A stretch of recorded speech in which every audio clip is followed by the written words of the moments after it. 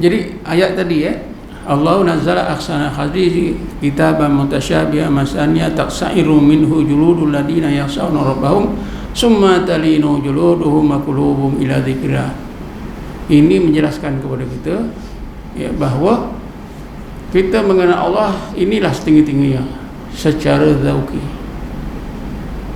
Bila kita meraqabahkan kepada keagungannya, lalu kita rasa keagungannya, takut dalam hati kita, lalu menggeletar-geletar. Kemudian kita akan ingat nama-nama sifat-sifat kesempurnaannya, Ar-Rahman, Ar-Rahim, Al-Latif, Al-Khabir, Al-Wasi, Al-Karim dan sebagainya. Bila kita meraqabahkan ini, maka bertukarlah rasa takut itu kepada tenang. Tenang, rasa takut hilang, tenang, menggeletar pun tak ada. Itulah summa talinu juluduhum wa qulubuhum ila dzikrillah. Talinu itu lembut, makna lembut itu tenang. Kemudian jadi lembut dan tenanglah seluruh anggota dan hati ketika mengingati sifat-sifat, nama-nama kesempurnaan Allah Subhanahu wa ta'ala. Jadi itu juga akhir ayat ini juga menerangkan kepada kita dengan jelas bahawa itulah yang dimaksudkan mengenal Allah secara zauqi. Dimulai dengan rasa takut menggeletar, diikuti dengan rasa tenang hati, tenang seluruh anggota kita, hilang menggeletar, hilang sakit, hilang segala-galanya, selesa. Dan hadis tentang ihsan itu tadi juga menerangkan kepada kita, menjelaskan kepada kita bahawa mengenal Allah secara zauqi itu ialah merasa, bukan melihat. Kalimah ka'annaka, seolah-olah anda melihat, tarahu, anda melihatnya. Ini meyakinkan kita bahawa orang yang sampai ke peringkat ihsan bukan nampak Allah dengan mata hati, tidak, tapi merasa. Karena rasa itu begitu kuat, maka itulah dikatakan seolah-olah melihat. Kalaulah tidak ada kalimah ka'annaka, tentulah melihat dengan hati. Kita tidaklah faham bahawa ka'annaka tarahu, ka'annaka itu seolah-olah. Mereka tak nampak dengan mata kepala, dengan mata hati tak nampak. Yang dimaksudkan seolah-olah itu ialah merasa. Merasa begitu hebat keagungan Allah sampai takut.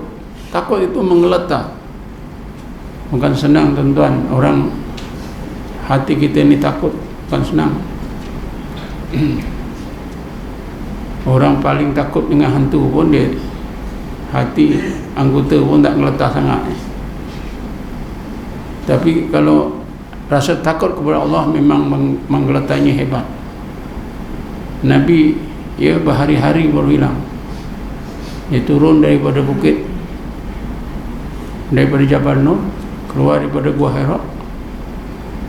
Kalau dikira nak sampai ke Mekah, orang sana kata 7 km, 8 km.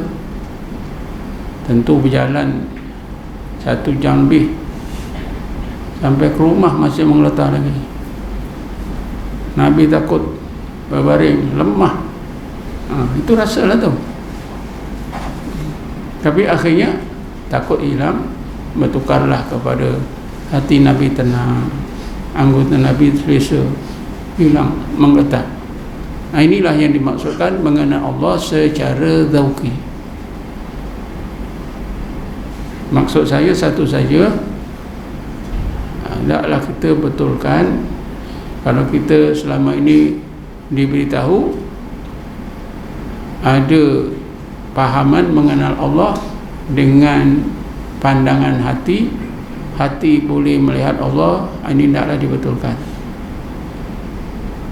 Tak ada hati manusia di dunia ini boleh melihat Allah. Tak boleh. Sebab kalaulah hati basirah kita, mata hati kita boleh melihat Allah, selepas melihat nanti kita boleh bercerita, oh, rupanya Allah tu macam itu lah. Aku dah tengok lah dengan mata hati aku macam itu. Sebab itu zat Allah tak boleh dikenal. Bila tak boleh dikenal, dipandang pun tak boleh dengan mata kepala, dipandang dengan matahari pun tak boleh. Sebab itulah timbul ungkapan, bila tak kenal maka kenal, bila kenal maka tak kenal. Ialah seorang mukmin yang belajar mengenal zat Allah, akhirnya disimpulkan tak kenal, tak boleh kenal. Pasal nampak pun tidak dengan mata kepala, dengan mata hati pun tidak. Aku tak kenal. Bila sampai peringkat tak kenal, maka dikatakan orang itu kenal.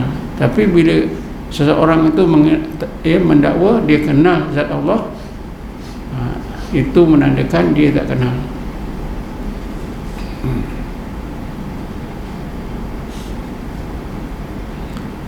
Jadi contohnya dalam Quran, Nabi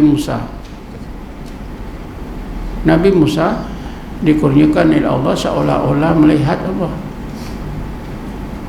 Bismillahirrahmanirrahim. Falamma tajalla rabbuhu lil jabali ja'alahu dakka wa kharra Musa sa'iqa. Falamma tajalla rabbuhu lil jabali, maka apabila Tuhannya Allah menzahirkan ayat wujudnya zat menerusi bukit Tursina, ja'alahu dakka, menjadikan bukit Tursina itu hilang. Pada masa itu Nabi Musa rasa wujudnya zat Allah yang wajib al-wujud, yang laisa kamitslihi syai', yang tak boleh dilihat oleh mata kepala, oleh mata hati. Nabi Musa dia merasa wujudnya Allah. Bila dia rasa itu, bukit Tursina itu macam tak ada, wujud diri pun hilang. Ini namakan rasa. Dirasakan oleh Allah wujudnya zat yang wajib al-wujud. Pada masa itulah Nabi Musa seperti yang Nabi sebut, anta budallah ka'annaka tarahu. Anda beribadat kepada Allah seolah-olah melihatnya. Nabi Musa alaihissalam memang dia betul-betul mengalami seperti yang Nabi sebut, seolah-olah melihat Allah, yang sebenarnya Nabi Musa merasakan wujud zat yang wajib al-wujud,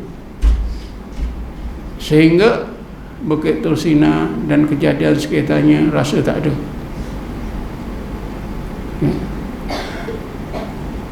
Wujud diri pun tak ada. Inilah yang dikatakan, bila kita kenal diri kita tak ada, makhluk tak ada, barulah kita tahu bahawa Allah sahaja yang ada. Apabila kita tahu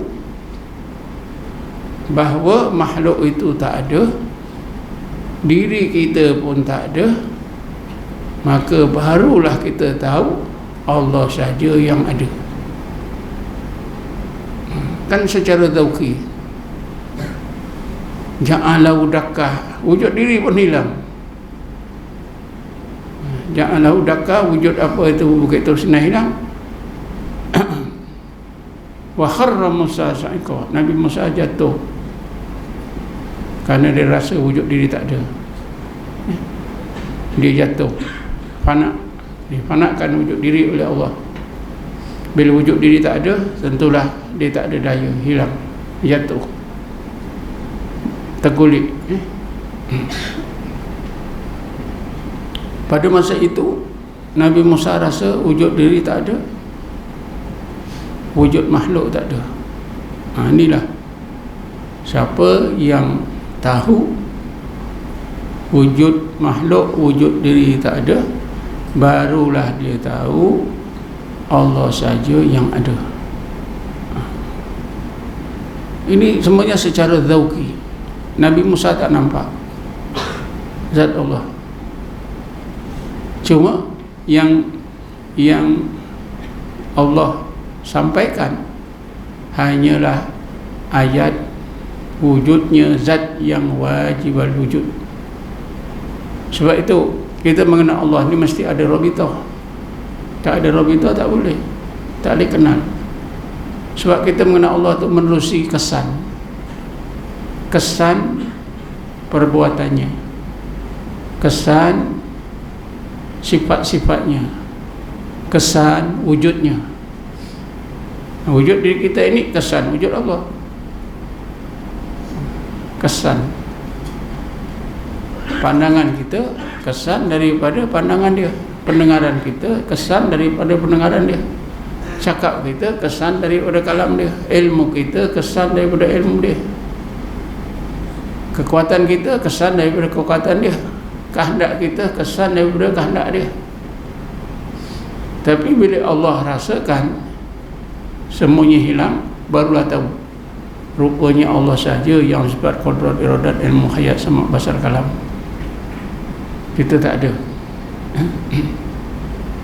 Ini semuanya secara zauqi.